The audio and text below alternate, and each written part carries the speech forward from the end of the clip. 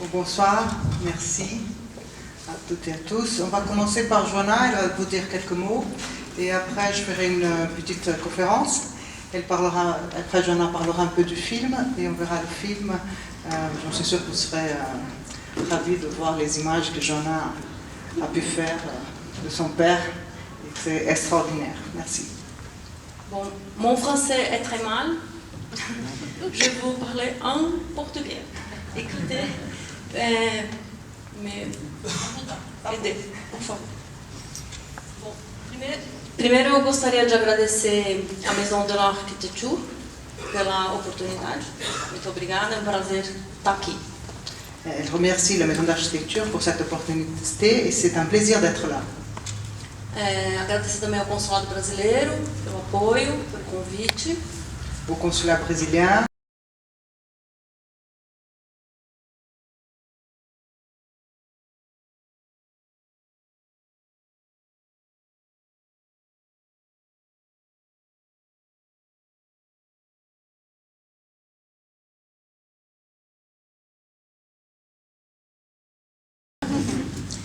E a KT por ter montado essa exposição linda.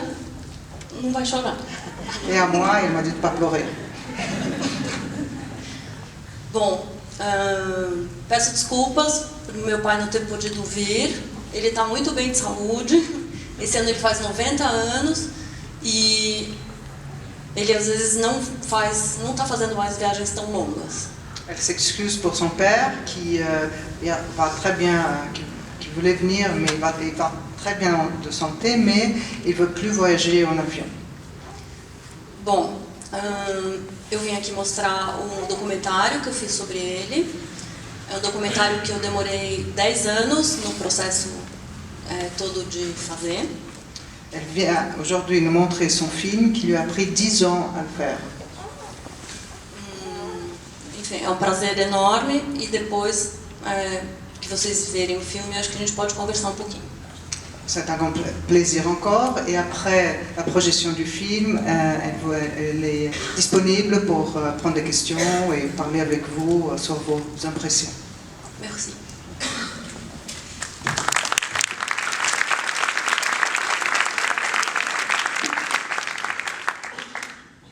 Bon, merci. Maintenant à mon tour. Je me sens presque génoise. Bon, je vais faire une petite conférence sur mes réflexions sur l'œuvre de Paulo et qu'est-ce que c'était pour moi faire ce travail ici à Genève. Je suis une architecte, j'ai un studio d'architecture à São Paulo, j'enseigne aussi projet à l'université et mon doctorat, c'était un doctorat sur l'œuvre de Paulo Mendes da Rocha. Mais je ne fais pas beaucoup d'expositions, je fais une ou deux, et à chaque fois, j'essaye de choisir les invitations que je reçois à travers l'opportunité de faire une réflexion. Et c'est pour ça que je remercie beaucoup à la Maison d'Architecture, Marcio surtout, qui m'a invité à avoir cette possibilité de faire cette réflexion. Et aussi au consulat brésilien qui ont fait, c'était par Susan qui en a fait le lien des gens. Dans ce grand monde, elle a pris moi à São Paulo, la Maison d'Architecture ici à Genève et on a fait vraiment un travail d'équipe. Ça c'est un travail qui est, je sens qu'on a travaillé dans une façon globale, c'est une grande équipe et j'en profite pour vous présenter les deux architectes qui m'ont aidé aussi à faire les dessins et les maquettes, Newton Suenaga et Beatriz Marques qui sont là, ils viennent d'arriver du Brésil pour cette exposition et ils sont partis de ce travail.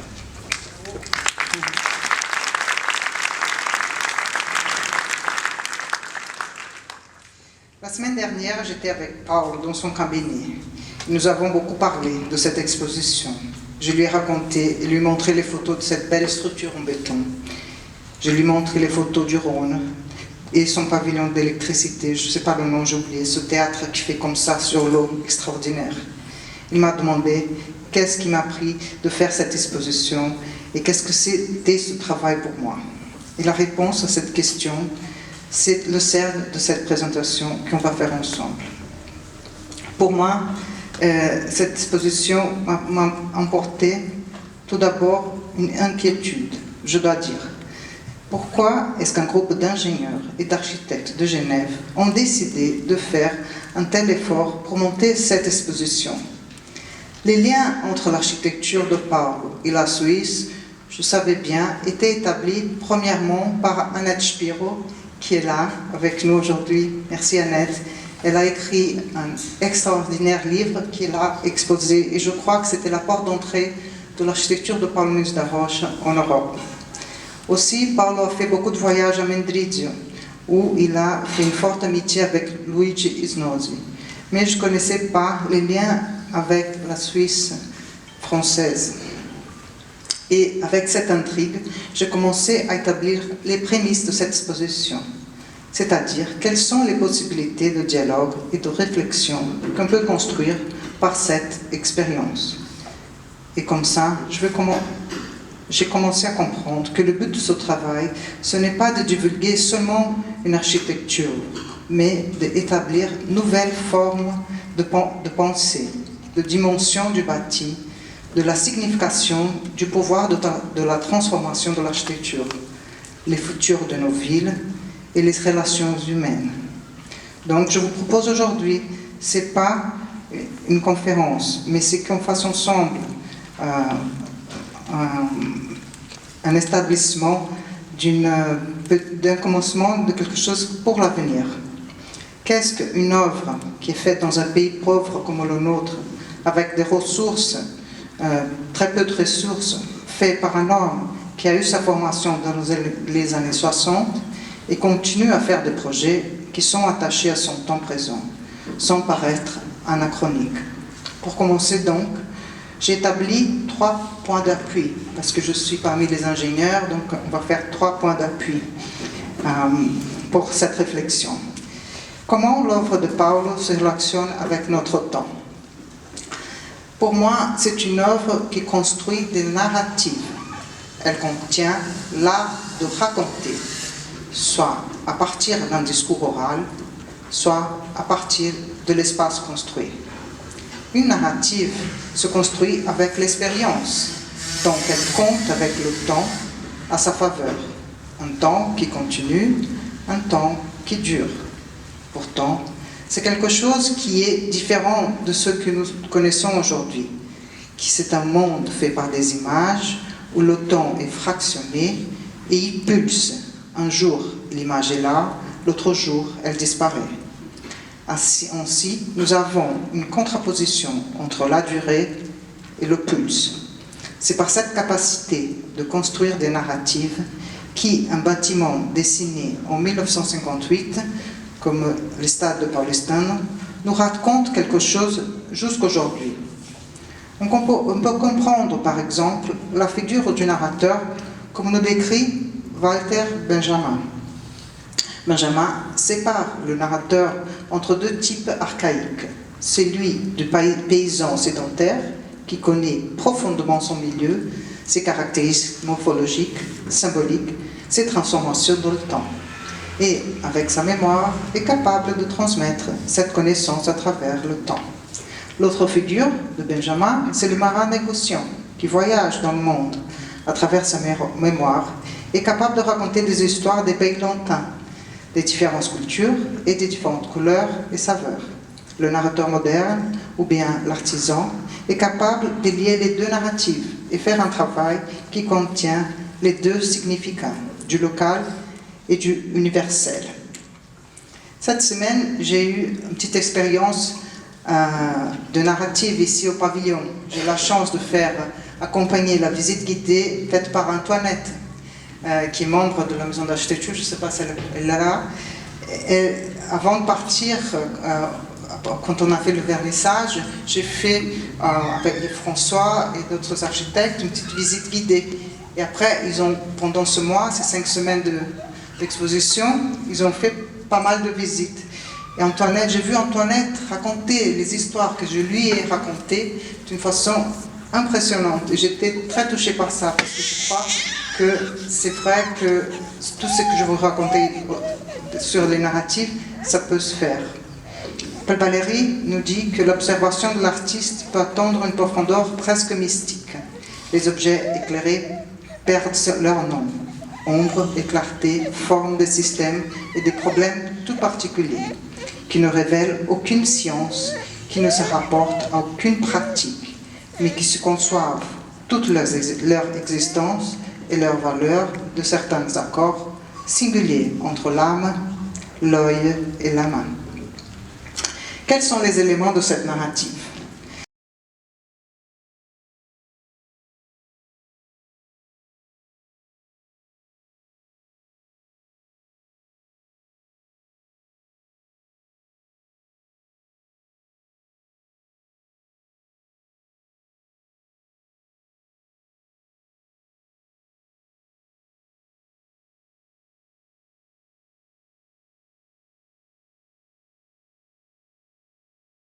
Seulement avec 3 couleurs.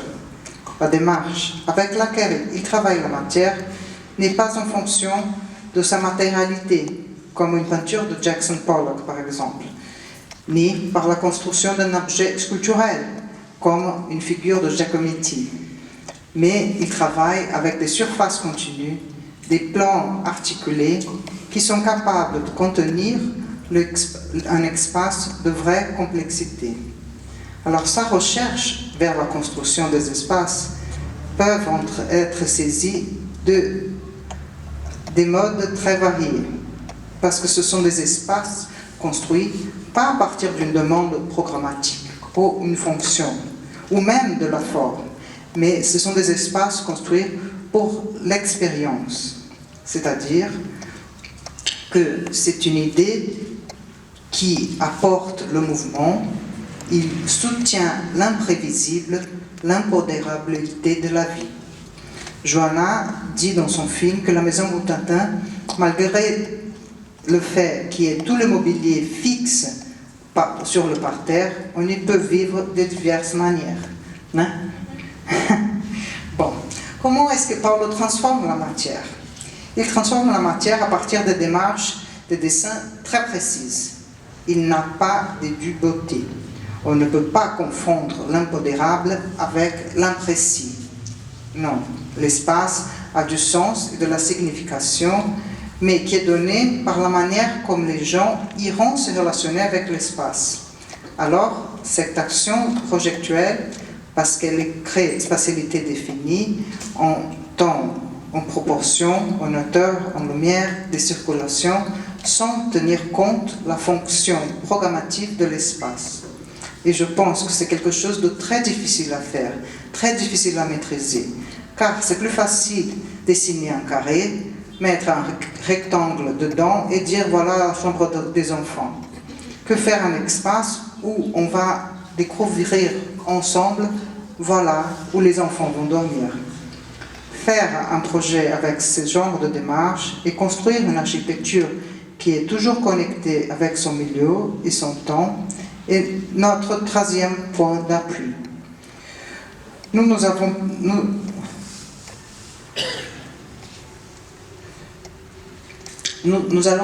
J'avais dit que l'œuvre de Paolo est construite à partir des narratives et par les images que je vais vous montrer aujourd'hui. Je vous propose de faire une petite promenade à São Paulo sur le projet du SESC.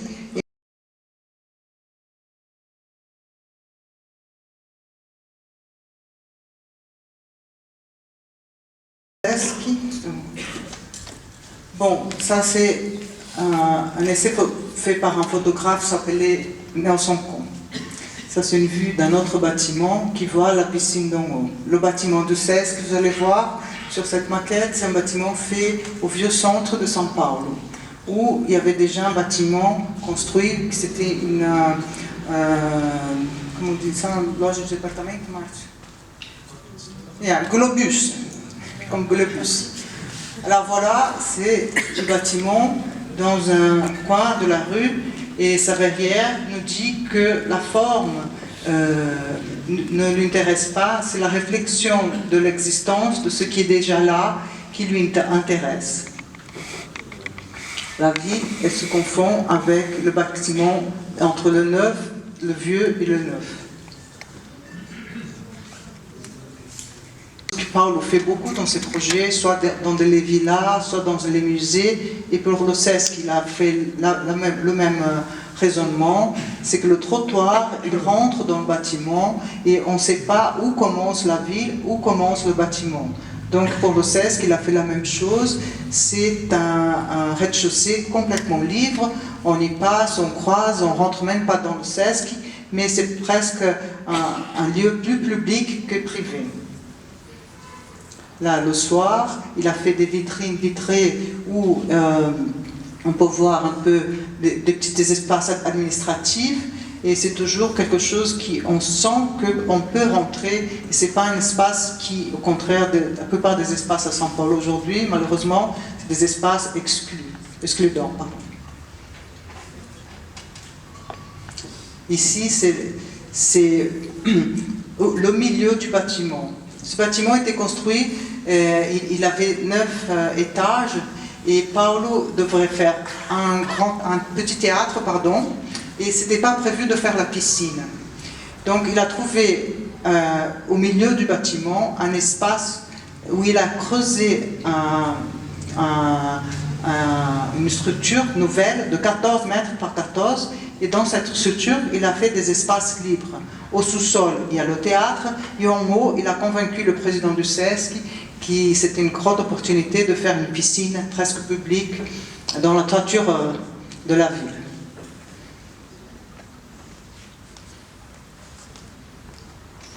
Toute l'organisation de circulation du bâtiment, elle est faite par des rampes. Dans tous les étages, ce sont 13 étages maintenant, parce qu'il y a la partie sportive, ils ont ajouté 4 étages, et on voit dans tout le programme du CESC qui est très varié, il y a un restaurant, des officines d'art, des cours de sport, la piscine, les vestiaires. On passe par tous les programmes d'espaces d'exposition dans cette promenade déambulatoire parmi ces rampes. Voilà l'espace administratif, la salle d'attente, le restaurant.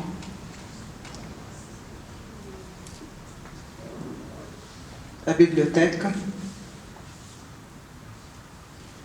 On continue à monter. Les salles d'études. On continue à monter. La salle internet.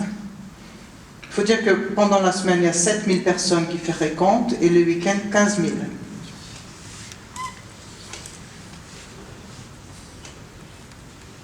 Les espaces de lecture, le théâtre, en bas, on continue à monter.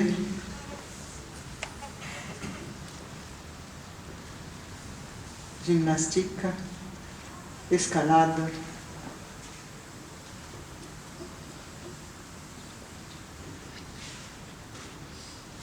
les salles de bain.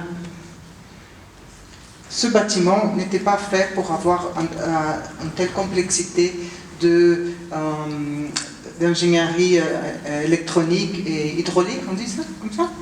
Donc Paolo il a un pouvoir de convaincre très fort.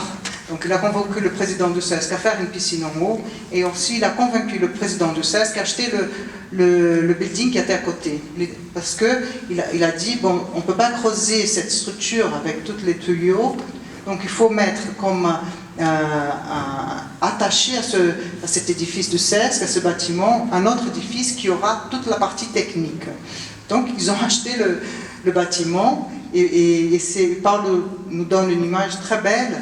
Il dit que c'est comme le petit bateau qui amène le grand bateau sur le canal pour qu'il puisse sortir à la grande mer. Donc ce petit bâtiment qu'ils ont acheté à côté, il y a cette fonction pratique.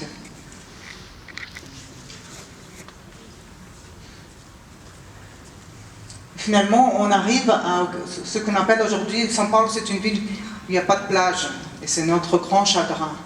Et donc il a fait une plage paulistane, comme on dit, donc en 2 étages. Donc c'est le premier étage, on trouve un petit, comment on dit, une lame d'eau, où on peut rester, parler, il y a un grand café là-bas, et on monte à la piscine. La première idée de Paul, c'était que les gens pouvaient être en maillot de bain dans les 2 étages, mais pour une question d'organisation, ils n'ont pas pu faire comme ça. Mais c'est vrai que c'est un endroit où, une journée comme aujourd'hui, il y aurait plein d'enfants en se baignant. Il y a 30 cm d'eau là, mais c'est un endroit extraordinaire pour parler, pour voir un peu le paysage de la ville.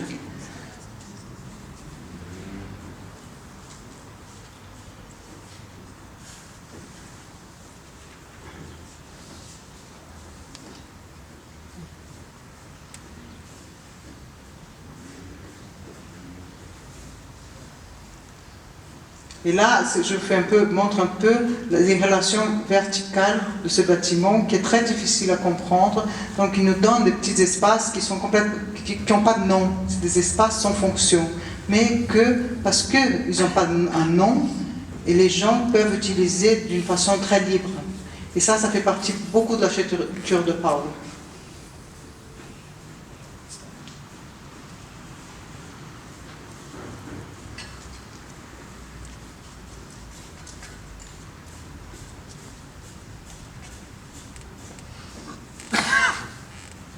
Et voilà qu'on arrive, on va retrouver la ville vers la piscine.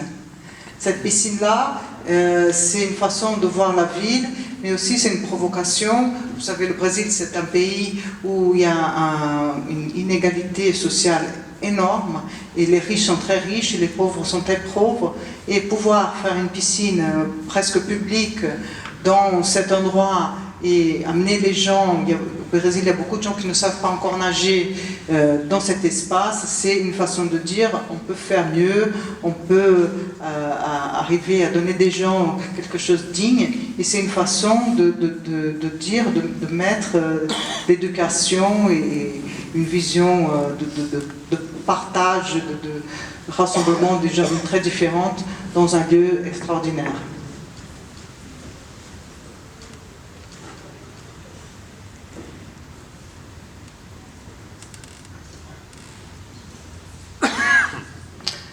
Je crois que c'est la dernière. Non.